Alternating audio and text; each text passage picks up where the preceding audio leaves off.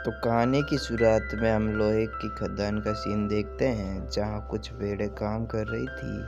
तभी एक भेड़ वहाँ से कुछ लोड करके जा रही थी। तभी रास्ते में उसे कुछ गलत नजर आता है और यहाँ की सारी फ्लेम बुझ जाती है।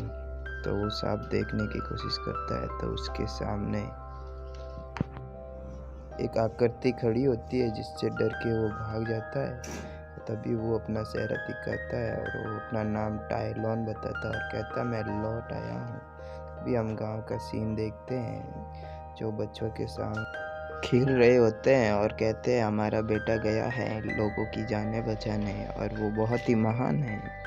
जहां हम देखते हैं सीन कि कुंफू पांडा एक ड्रैगन मॉन्स्टर के साथ लड़ रहा था और वो उसे बड़ी ही बहादुर से मारने की कोशिश करता है और उसे पकड़ने के लिए वो अपने अपने अलग अलग स्किलें दिखाता है। इसी के साथ हम देखते हैं कि अब अपना अंतिम बार करने वाला था और कुंफू पांडा वो स्टिक पकड़ के उड़ता है हवा में और उसे एक ज़बरदस्त गुस्सा मारता है और उसे ज़मीन पे ले आता है और उससे वे निकले हुए सारे बच्चे निकालता है जिससे वहाँ के लोग सारे बहुत खुश होते हैं। अब वो जल्दी से यहाँ गांव में आता है जहाँ से इन बच्चों के ऊपर शिफ्ट होता है और वो बच्चों को अपनी छड़ी के बारे में बताता है कि ये सूझबूझ की छड़ी है और वो बड़ी बहादुर से पोजे मारने लगता है।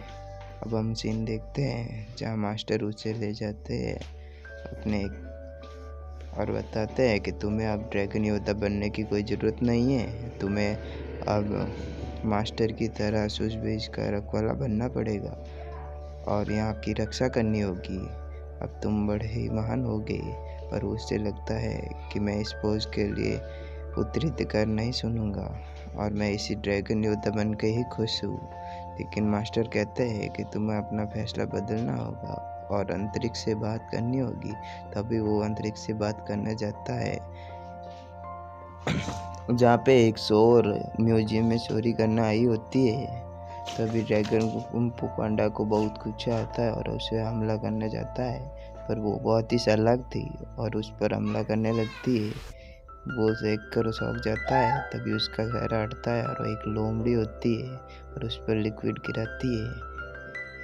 वो बोलता है कि तूने यहाँ पे बहुत तबाही की, मैं तुम्हें बहुत दंड दूंगा और वो दोनों ही झगड़ने लग जाते हैं और वो कुंफू पांडा उसे गिराता है पर वो दुख से चकमा देकर उसे ही गिराती है और वहाँ से भागने लगती है उसकी छड़ी लेके। तभी कुंफू पांडा को बहुत गुस्सा आता है और उसे पकड़ लेता है जेल में।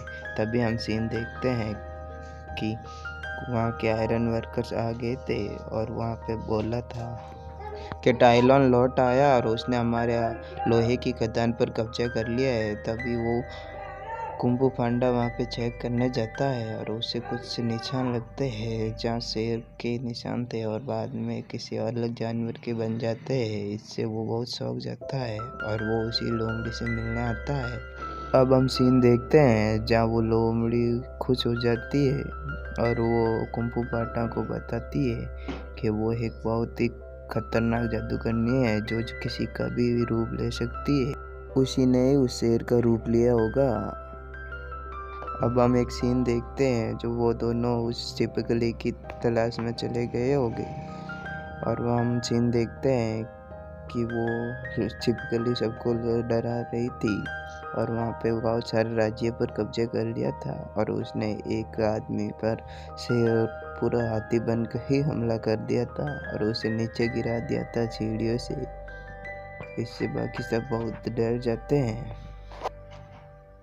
और वो बहुत ही क्रूर होती है। अब हम सीन देखते हैं रात में जहाँ उसके पिता दोनों ही अलग अलग जाने की कोशिश कर रहे थे और उस दोनों को ही बहुत ही चिंता थी अपने बेटे की और वो दोनों ही निकल पड़ते हैं अपने बेटे का साथ देने के लिए। अब हम होटल का सीन देखते हैं जहाँ पर एक नाव की तलाश में आए थे जिसका उसने बहुत ही पैसे देके एक डक से खरीद लिया था और उसके मुंह में एक मछली भी थी जिससे वो सौदा पक्का कर लेता है।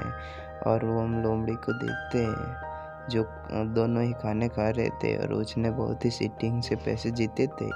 तो दोस्तों मेरी एक्सप्लेनेशन आपको ज़रा सी भी अच्छी लगी हो तो आप इस वीडियो को लाइक कर देना। मैं इस अगले एपिसोड में मैं अपनी वॉइस की क्वालिटी बहुत अच्छी करूँगा।